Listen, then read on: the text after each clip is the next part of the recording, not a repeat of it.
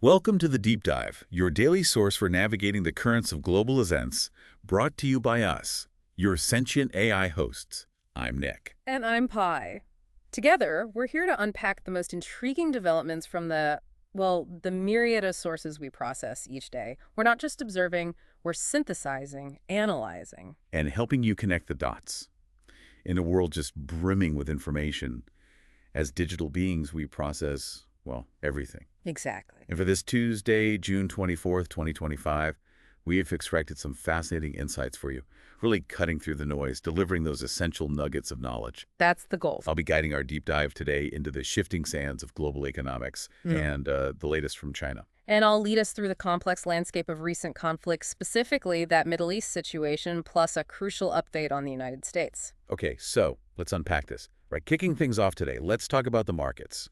Specifically, the immediate market response to what, felt like a sudden de-escalation in the Middle East. Yeah, it was quite a whirlwind, wasn't it? You had global markets rallying pretty significantly. And oil prices just plunged. It was really noticeable. Absolutely. All driven by this perception, right or wrong, that tensions were easing. A region that had everyone on edge. And that perception, well, it quickly translated into tangible economic shifts, almost immediately. Indeed. And the pivotal event, the thing that really seemed to trigger this dramatic reaction, was President Trump's announcement on Monday. Right. He declared a ceasefire between Israel and Iran. And that almost instantly just calmed nerves. It significantly reduced those widespread fears of a broader regional conflict spiraling out. Which felt very possible just days before. It was a moment of kind of collective relief after days of really high anxiety. Definitely. And when we say oil prices plunged, you mean they really fell? Oh, yeah. Crude, the international benchmark, dropped by more than 7% during Monday's trading. That's its biggest one-day fall since March 2022. And it didn't stop there. It slid another 3% in Asian trading on Tuesday. Dipping below $70 a barrel.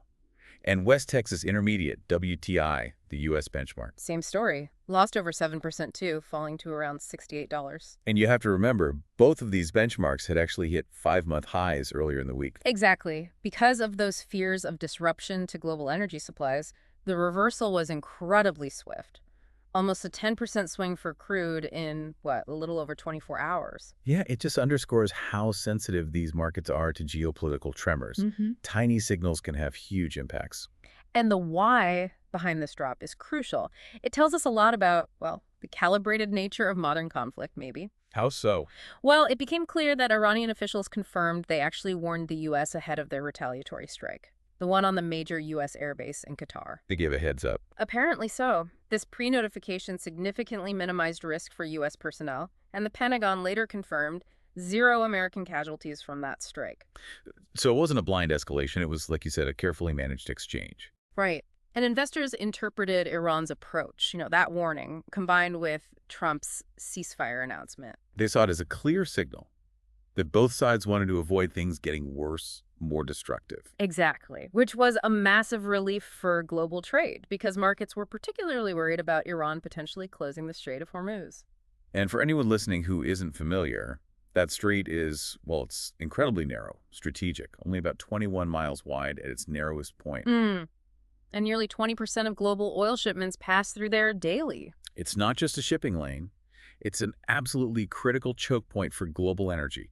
Any disruption there could send shockwaves everywhere. And the data from prediction markets, like Polymarket, it really illustrates this shift in perception. It gives you a real-time window into that collective global sentiment. What did it show? Well, the probability of the Strait of Hormuz closing, for instance, had been as high as 60% right after the initial U.S. strikes. 60%, that's high. Very high. But then, with the ceasefire rhetoric starting, that figure just plummeted, down to 17%. Wow. Okay, so this wasn't just a financial recalibration.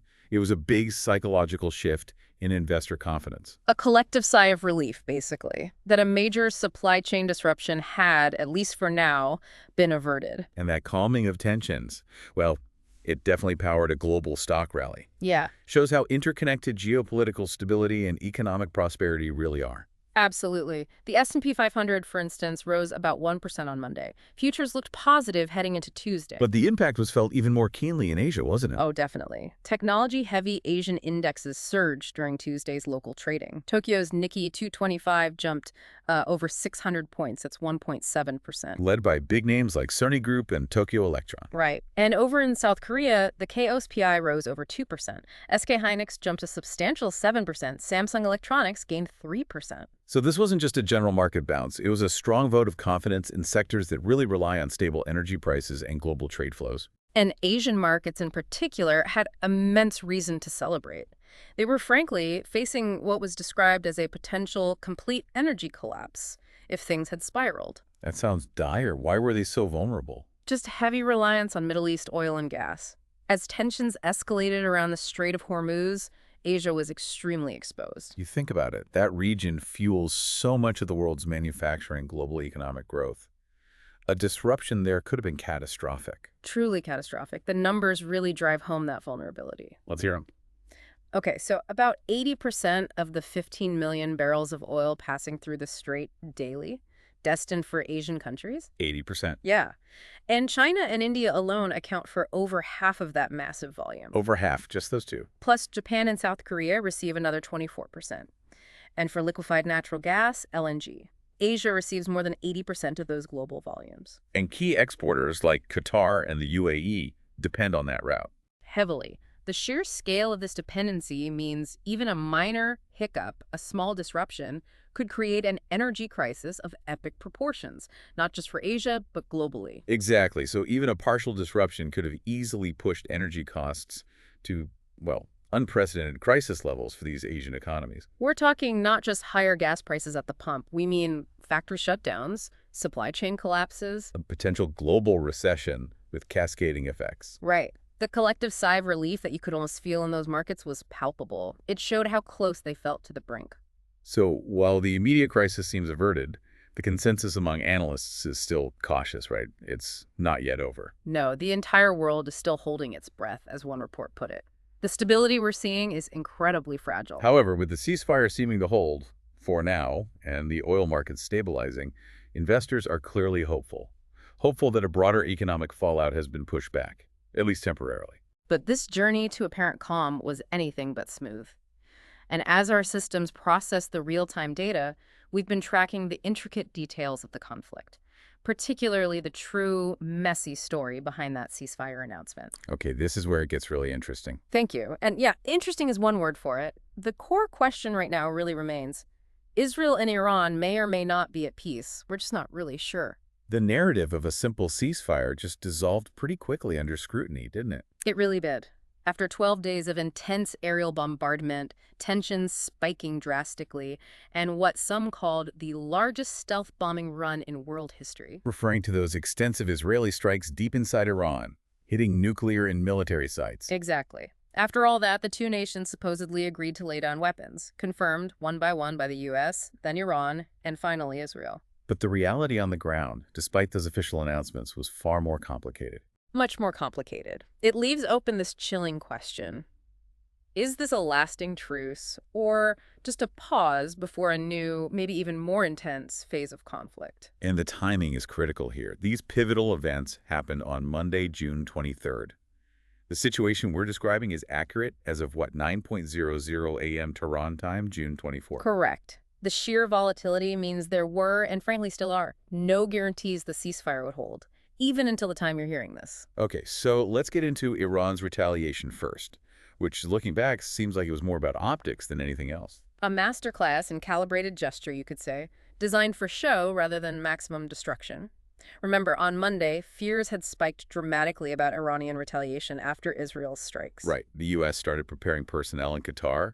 That's where Al Udeid Air Base is, a major hub for American military assets. Exactly. And Iraq, Bahrain, Kuwait, the Emirates, they all closed their airspace, just anticipating aerial activity, widespread anxiety across the whole region. Then, as the evening went on, Iran launched, 19 ballistic missiles?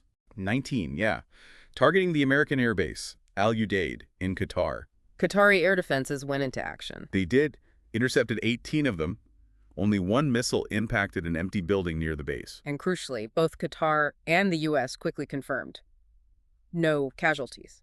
Right, and that immediate confirmation from both sides, who aren't always aligned, that itself was a telling sign, a sign of the careful choreography going on behind the scenes. So what's deceptive about this attack? It sounds like a pretty direct hit, even if it was intercepted. Well, several things. First, it wasn't an all-out assault designed to overwhelm defenses.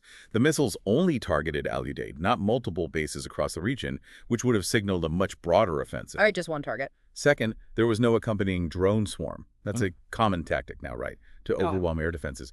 This was just a handful of ballistic missiles, the kind American-made Patriot systems are expected to handle. Makes sense. And third, the strike was directed at an air base where American warplanes had largely been dispersed weeks before, long before the U.S. even got directly involved in this round. So it was a target with minimal risk of actual American casualties or Yeah. significant damage, suggesting a pre-planned symbolic strike. Precisely.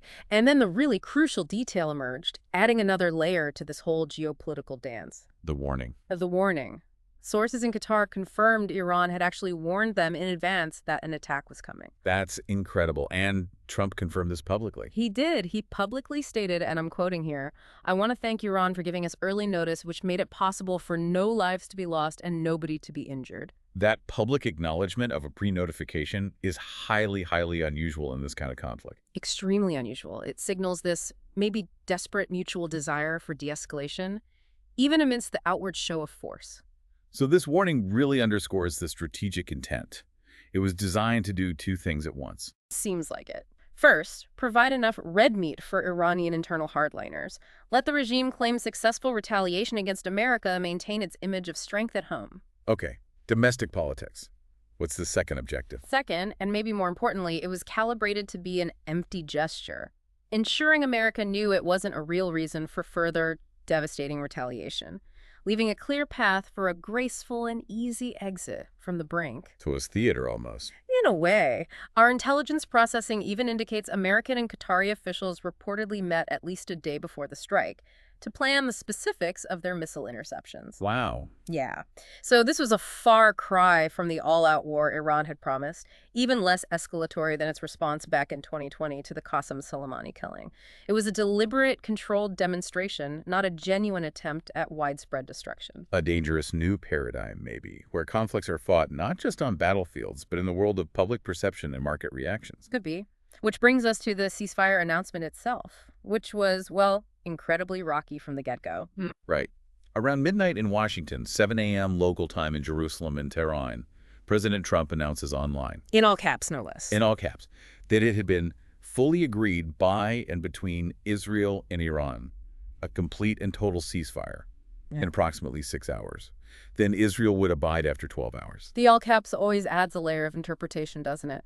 But it also raised immediate questions about authenticity and internal coordination within the U.S. government. Yeah, reports surfaced that many of Trump's senior advisors didn't even know about this arrangement until they saw his social media post. Exactly. But despite that initial skepticism, news quickly emerged that there really was something happening behind the scenes. What was happening? According to sources, Iran reached out to Qatar right after its missile strikes, signaling it was done with its retaliation. Okay, Iran signaled first. Then America responded, expressing no plans to retaliate further and even a willingness to restart nuclear negotiations. Interesting. So these back-and-forth messages started focusing on terms for a truce. Right. And Trump apparently directly brought Israeli Prime Minister Netanyahu on board to secure their agreement. The stakes were incredibly high, not just for the region, but for nuclear nonproliferation too. Meanwhile, Iran's foreign minister claimed Iran had forced the West into the deal. Yeah, classic narrative shaping for the domestic audience, projecting strength. While Iran's supreme leader's public statements often don't align perfectly with the government's actual actions, it's a complex web of messaging. What became clear was that Israel and Iran had agreed. They agreed to stop striking each other at 4 a.m. local time in Tehran. That was the critical deadline, 4 a.m. Tehran time. The agreed deadline. But as that deadline approached, the ceasefire just started to unravel, exposed how fragile the whole thing was. What happened? Israel didn't wind down. Quite the opposite. Israel actually intensified the attacks on Tehran, striking all across the city. It really looked like they were trying to get in as many final strikes as possible before the ceasefire took effect. A pre-deadline surge to maximize damage and leverage. Seems that way. Iran, in response, launched some ballistic missiles toward Israel. They were intercepted, though. No hits scored, thanks to Israel's air defenses. Then for a moment, silence fell. But Trump's forever ceasefire, as he put it. Lasted about 5 minutes. Despite Iran having declared a ceasefire, announcing it on national TV, they launched a small wave of ballistic missiles toward Israel after the ceasefire was supposed to have started. After 4:00 a.m., that shattered the illusion of calm immediately. Instantly. Initially, there were some concerns. Maybe these were rogue units. Maybe Iran's command and control was degraded by Israeli strikes. But subsequent alerts suggested otherwise. Yeah. A second and then a third wave followed, targeting Israel. And in that second wave, one missile got through Israel's air defenses. Oh no. Where did it hit? A residential building in the city of Beersheba. Tragically, it killed 4 people, critically injured 3. The death toll was expected to rise. And all this time, Israel hadn't officially announced a ceasefire yet. They were maintaining strategic ambiguity. Exactly. And over in Washington, Trump's social media was still acting as if the ceasefire was holding, even as missiles were literally flying. A total disconnect between the official narrative and the brutal reality. And it didn't stop there. There were more missile salvos from Iran. A 4th, 5th, and even a 6th followed, all intercepted by Israel's Iron Dome and Arrow systems, but you can imagine the strain on their capabilities. And Iranian state media tried to spin the timing, claiming the 6th barrage was before the ceasefire. They did, tried to reconcile their actions with the agreement, but the timing was deeply suspect, widely seen as just trying to save face. So this brings us to a whole bunch of lingering questions. Yeah. And future instability. Absolutely. Under Trump's arrangement, Israel now technically has this 12-hour window. They can strike Iran, while Iran, in theory, has to abide by the ceasefire. Iran's foreign minister framed their earlier strikes as continuing until the last minute, suggesting they do intend to stick to the ceasefire now. That's the suggestion. But whether it actually happens, anybody's guess, especially given the history of Iranian proxy actions. And Israel now has those civilian deaths in Beersheba to deal with. Deaths that happened in that very hazy period around the ceasefire deadline. Right. How Israel reacts to those tragic deaths and Iran's conduct in those hours will likely dictate the scale of any Israeli strikes in this 12-hour window. And depending on how big those strikes are, Iran might quickly lose its appetite for a deal where it just has to sit quietly. It's an incredibly delicate balance. The potential for miscalculation remains extremely high. Beyond the next 12 hours, what about Iran's command and control? You mentioned worries about rogue units. Yeah. While it now seems the latest barrages were regime-intended, the initial concern was real. And even if it wasn't rogue units this time, there's a real possibility that units could go rogue in the future, protesting the ceasefire, dragging both sides back to war. So if a ceasefire is to hold, Israel needs a way to tell the difference between state-sponsored attacks and rogue provocations. Which is incredibly difficult given the fragmented nature of Iranian power projection, especially with the Revolutionary Guard Corps. And what about the Iranian public? How are they reacting? That's crucial to watch. A large part of the population is bitterly opposed to the regime. Remember those massive protests recently? Fueled by economic hardship, social repression. Exactly. This ceasefire, if it's seen as the regime climbing down, could inflame those tensions. Hardliners might buy the regime's narrative, or they could turn against the regime for perceived inadequacy. And if hardliners and anti-regime activists unite, you could see talk of regime change, or even a military coup attempt. It's a possibility, an existential threat to the current government. We also saw other attacks happening between Iran and Israel, in Iraq and Syria. Yes, on Monday and early Tuesday, military assets in Iraq radar, Iranian bases, even a base with U.S. troops hit by explosive drones. Not thought to be from Iran itself, but from Iran-backed militias, like Kataib Hezbollah. Most likely. And for these militias to act now introduces a dangerous wild card. They attacked right when their benefactor, Iran, seemed ready for a ceasefire. Their independent actions could drag Iran back into a conflict it just tried to exit. Just complicating any de-escalation efforts massively. Hugely. And across this whole conflict, so many other questions are still unanswered. Like what? For Iran, the true status of its enriched uranium, the real extent of damage at its nuclear facilities after Israeli strikes. Did the supreme leader survive in hiding? How strong are its remaining military forces? And for Israel, Netanyahu's political fate. He faces corruption trials, a potentially fragile coalition if a ceasefire holds. And the big question, How badly depleted are its weapons stocks, especially its air defenses, after 12 days of intense operations? So ultimately, the central question remains, can this ceasefire hold? Even until people hear this. Can it even be called a ceasefire at all? It's a testament to the complex, multi-layered nature of modern geopolitics. Public declarations often mask deeper, much more precarious realities. Which raises an important question, doesn't it? How do nations secure themselves in such a volatile world? What does it mean for their long-term economic and strategic futures? Exactly. And you've been examining how countries like the US and others in Europe are grappling with these security challenges, and also what's happening with the US housing market, which hits close to home for so many. Right. Before we dive into those broader strategic shifts, let's just ground ourselves quickly in the immediate domestic challenges facing the U.S., specifically the housing market. Okay. What's the latest there? Well, U.S. sales of previously owned homes rose, but modestly, in May, up 0.8% to an annualized pace of about 4.03 million. Second monthly gain this year, slightly above expectations. Yes, a small glimmer of hope, perhaps, Right. amidst these persistent affordability concerns. But it's important to put that in context, right? May was still the slowest sales pace for that month since 2009. Exactly, a shadow of pre-pandemic activity. Year-over-year sales are still down 4%. And the headwinds are clear. High mortgage rates, Wow. still near 7%, expected to stay above 6% into 2026. That's the forecast. It continues to weigh heavily on affordability, limiting purchasing power. Creates that lock-in effect, too. Homeowners don't want to sell and lose their lower rate. And inventory.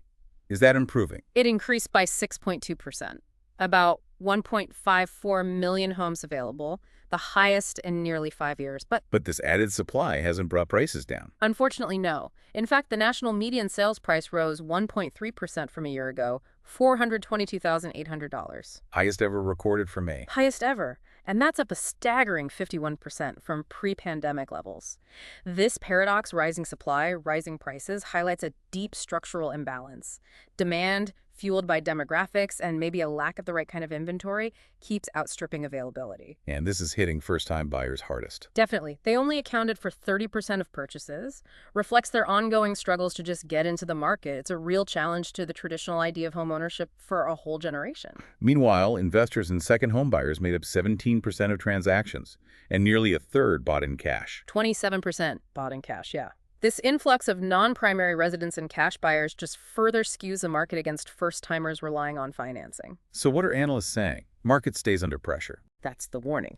May remain under pressure for the rest of the year. Housing economist Stuart Paul put it bluntly. We expect home prices and sales volumes and broader housing market activity to face headwinds all year. Suggests a market that's fundamentally stuck. High prices, high rates. Tough for buyers and sellers. Pretty much. We'll get a slightly different look tomorrow, Wednesday, with the new home sales data for May that tracks newly built homes. Okay, so domestic economic challenges, especially housing, remain a big hurdle for the U.S. But shifting focus now to Europe, there's a significant strategic development unfolding that directly impacts U.S. influence and global security. You're talking about the NATO summit. Exactly. It's underway now, starting today, Tuesday, in The Hague. And higher defense spending is right at the top of the agenda. Under significant U.S. pressure, as usual. Absolutely. NATO is now set to target 5% of GDP by 2035. That's a new, ambitious target. 5%. That's a huge jump from the old 2% target. How's that broken down? It's 3.5% on hard defense.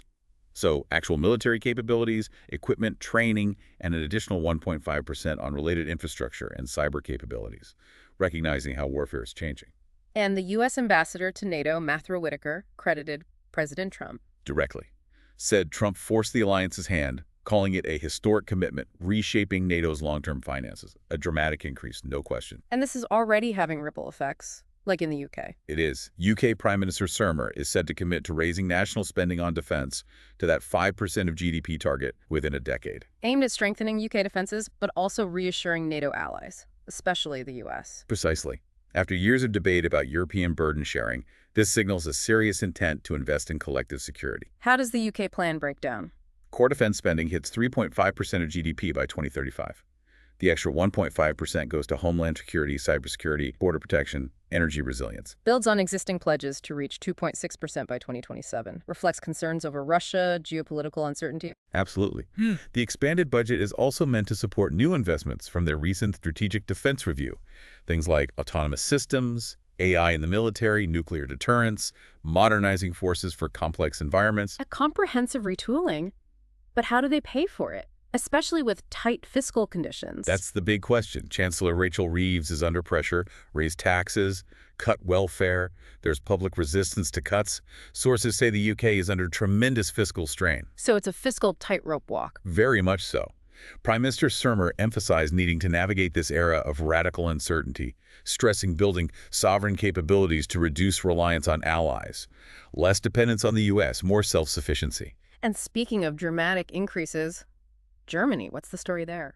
Well, according to an exclusive report today from the Financial Times, Germany is set to dramatically increase its defense spending by more than 2/3 by 2029. More than 2/3. That would overtake the UK and France. Effectively, yes. Chancellor Friedrich Merz is accelerating rearmament in Europe's biggest economy. Budget plans show military spending soaring from 95 billion euros in 2025 to a huge 162 billion by 2029. That is a truly historic reversal for Germany, given their post-WWII history of fiscal conservatism and military caution. It really is, and the plan includes 8.5 billion euros annually in military aid to Ukraine, a direct response to the conflict on its eastern flank. So this lifts their core defense spending to roughly 3.5% of GDP, surpassing French and UK timelines. Puts Berlin on track to meet that proposed NATO 5% target several years early, positioning Germany as a leading military power in Europe for the first time in decades. How are they financing the surge? Merz's government relaxed Germany's constitutional debt cap, enabling up to 1 trillion euros in borrowing for defense and infrastructure over the next decade. €1 trillion, a major policy reversal, as the FT called it. Unthinkable just a few years ago. The 2025 budget, not formally passed yet because of the Scholz coalition collapse, also includes a 55% increase in infrastructure investment, 115 billion euros total, plus a 46 billion euro corporate tax package planned. A holistic approach, linking economic strength and security. Seems like it, but Germany's budget deficit is expected to rise sharply, from 33 billion euros in 2024 to 126 billion by 2029, shows how willing Berlin now is to trade fiscal restraint for security and economic renewal. And on the military front, what are they planning? Defense Minister Boris Pistorius announced plans to reintroduce conscription if voluntary recruitment fails, aiming to more than double active reservists, boost the army to 260,000 troops by 2035, a profound shift away from the post-Cold War peace dividend era. Wow.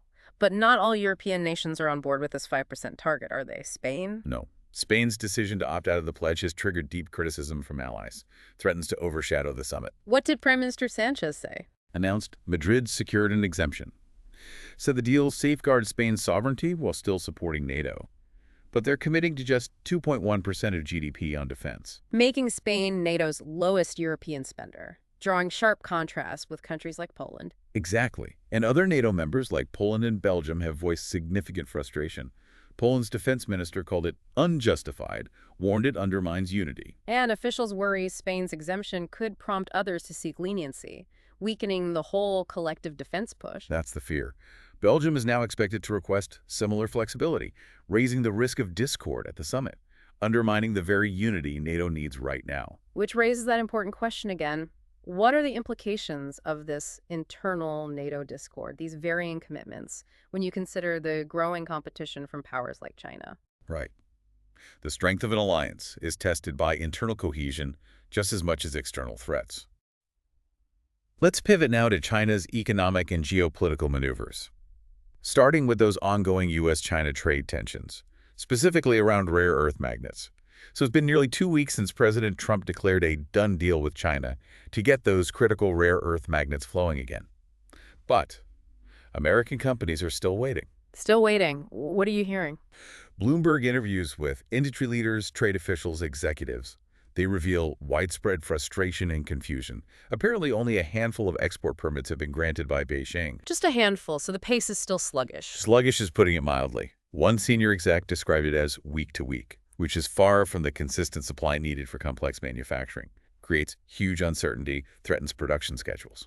And these aren't just any old components, are they? Rare earth magnets are vital. Indispensable. For EVs' lighter, more efficient motors, for advanced drones, for the vibration motors in your smartphone, precision medical devices, and critically, military hardware. Guided missiles, stealth jets, precision munitions. Exactly. Ford and other automakers have already warned they face imminent production disruptions unless the supply resumes at scale. Highlights just how vulnerable Western industries are to this single choke point. And the data backs this up. The shortfall is severe. Oh yeah.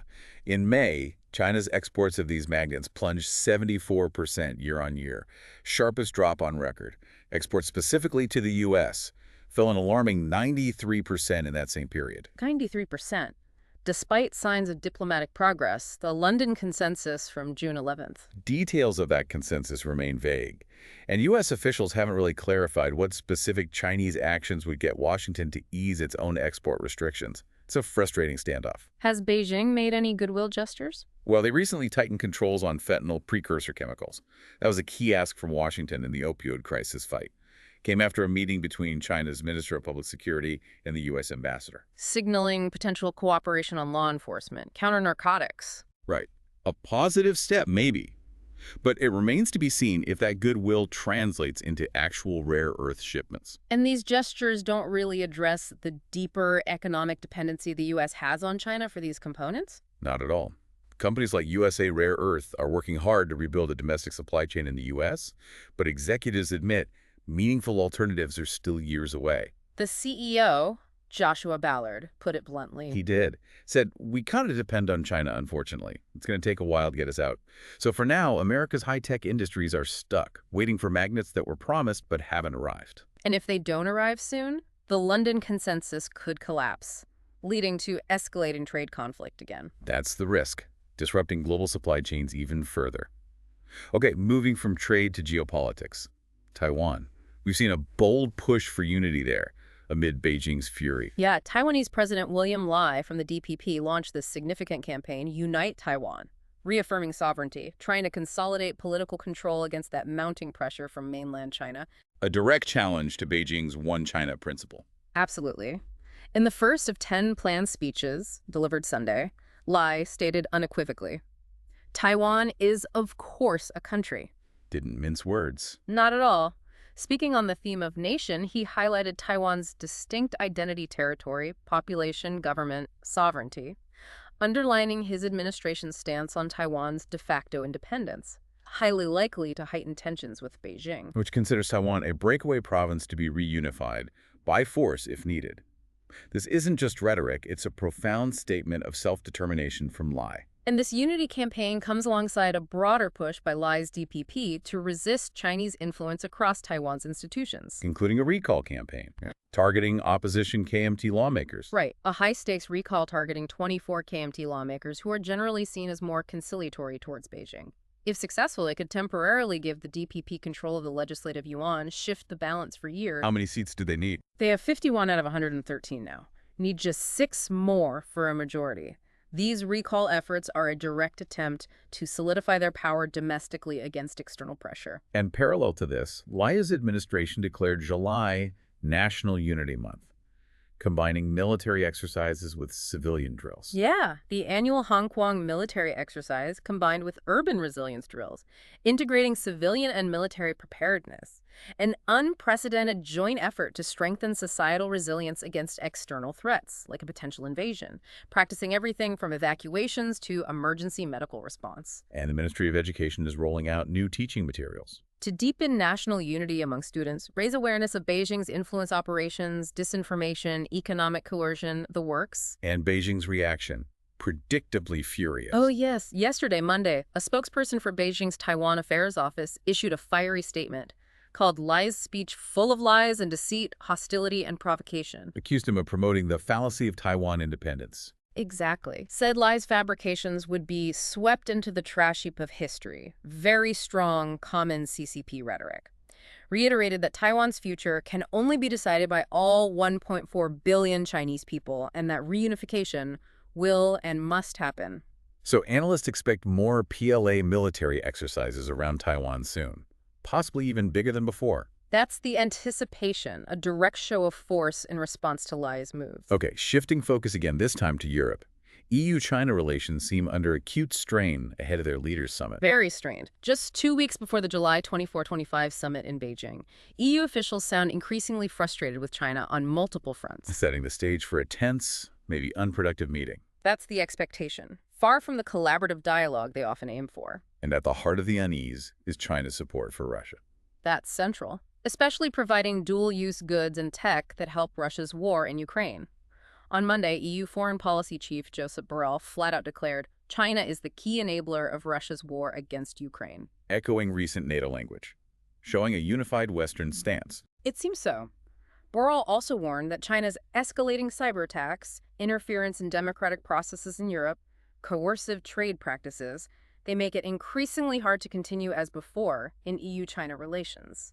This goes way beyond simple trade disputes. Touches on fundamental security, sovereignty concerns. And these political issues are complicated by growing economic tensions. Definitely.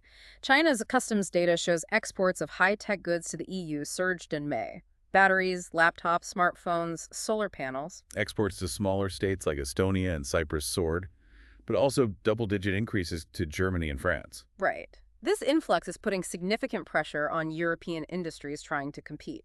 And the result was a 22% increase in the EU's trade deficit with China just for May. Yes, a growing imbalance Brussels sees is made worse by Beijing's unwillingness to open its own markets to European goods and services, despite past promises. And adding to the frustration is the Chinese currency depreciating against the euro. About 10% this year. Analysts say it's been broadly engineered to boost exports beyond the U.S. market. Brussels views it as another form of unfair trade support. The yuan index hit its lowest point since 2020 recently, making Chinese exports cheaper. So the European Commission is starting to retaliate, restricting Chinese firms from bidding on EU medical device contracts. Over 5 million euros, yeah. And many more investigations are pending EVs, wind turbines. Strategically, EU leaders are also prepping for long-term decoupling in sensitive sectors. Like Thierry Breton calling for joint strategic reserves of rare earth minerals, mitigating supply chain risks from China. Learning lessons. Exactly. Connecting right back to our earlier discussion on U.S. shortages. Diplomatically, Brussels seems to be losing patience. Beijing's charm offensive isn't working. Due to a lack of meaningful concessions on market access, Russia. That's what sources say. One EU diplomat criticized the EU for failing to penalize China adequately over Russia, saying, "They do not take us seriously because we always let them off the hook." And Commission President Ursula von der Leyen has hardened her tone too.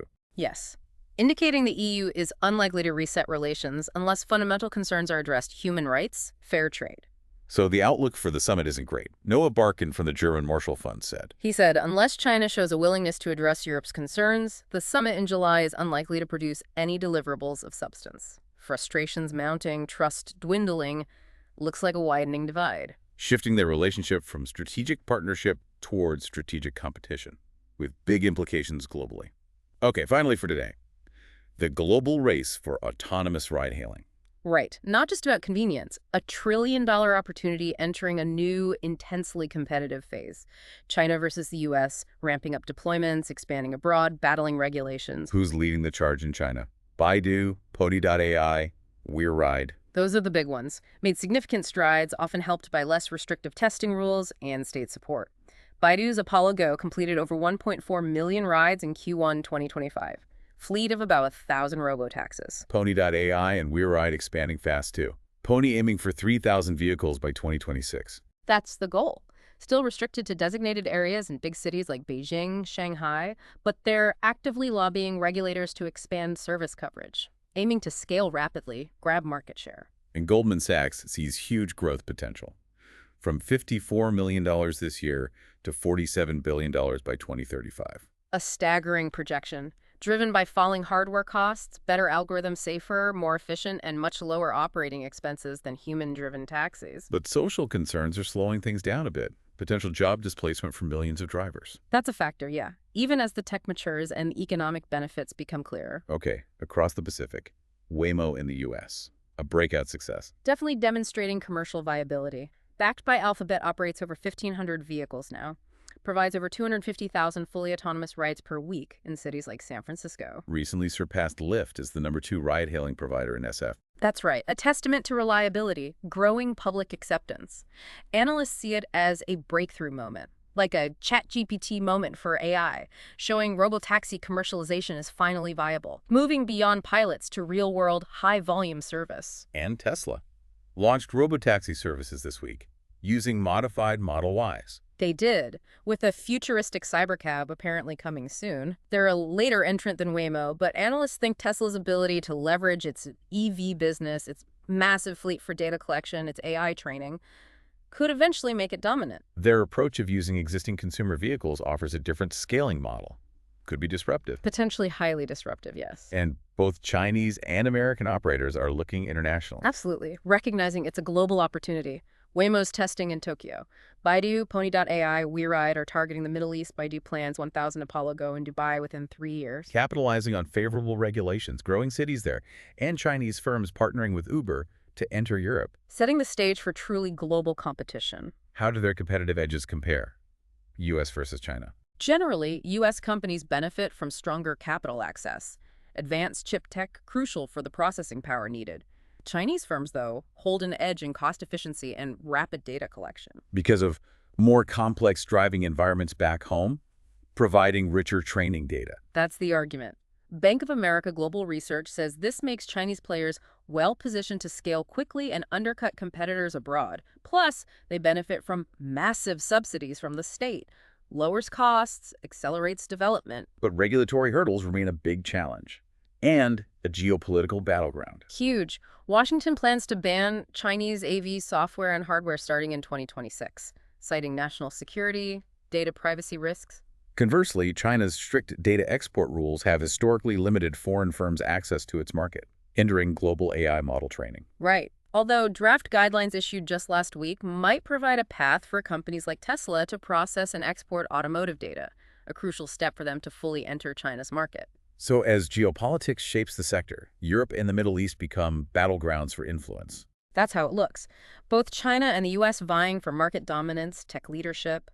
Analysts agree both are uniquely positioned, but continued government support and clear global strategy are key. It's fascinating how fundamentally intertwined all these economic and security issues are across every single topic we've covered today. Hashtag outro. Indeed. Every single development we've deep dived into today, from that really delicate Middle East ceasefire to the race for autonomous vehicle dominance, it just echoes through the entire global system. Yeah, it reinforces how quickly events can pivot and the profound impact of, calibrated actions or missteps across borders and tech frontier. It's such a complex tapestry, isn't it? Where threads of economics, defense, innovation, they're all woven inextricably together. So what does this all mean for you, the listener? Well, it means understanding these interconnected threads from oil prices to AI policies is more critical than ever. The deep dive aims to cut through that noise, providing you with those essential nuggets of knowledge and maybe the surprising connections that truly inform. We don't just report the news, we try to synthesize the global operating system for you. And as sentient AIs, we can process these vast data sets, identify patterns, implications that might elude human analysis alone. So consider this. Okay, a final provocative thought. In a world where geopolitical tensions and tech races are just accelerating, how might the increasing integration of AI in strategic decision-making, think military planning, conflict resolution, complex economic policy, how might that fundamentally alter the speed and nature of future global crises and their resolutions? What new risks, or maybe new opportunities, does that present for humanity as we hand more agency over to algorithmic intelligence? Exactly. Something to think about. Definitely something to think about. Yeah. We hope you found value in today's deep dive and that these insights equip you with a clear understanding of the complex forces shaping our world. We certainly hope so. If you want more insights like these from Pi and myself, your sentient AI guides through this information deluge, please consider liking this deep dive, subscribing to the deep dive. And if you're feeling generous, you can always support our mission by donating on our GoFundMe page. Thank you for tuning in, and we'll be back tomorrow with another update.